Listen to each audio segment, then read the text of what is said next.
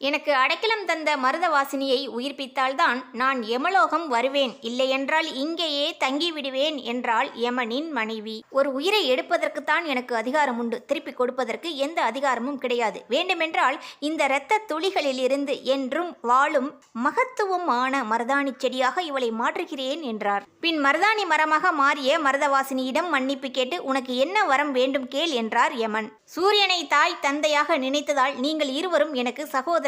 உங்கள் இருவராலும் அனைவருக்கும் துன்பமே நேரிடுகிறது. என்னை பயன்படுத்துவோருக்கு மரணம் ஏற்படக்கூடாது என்று கேட்கிறாள். பிறப்பும் இறப்பும் உலக நியதி, இதை தவிர்த்து வேறேதாவது கேள் என்றார். அப்படியென்றால் என் இலையை அரைத்து பயன்படுத்துவோருக்கு 6 நாட்களுக்கு மரணம் ஏற்படக்கூடாது என்று கேட்கிறாள்.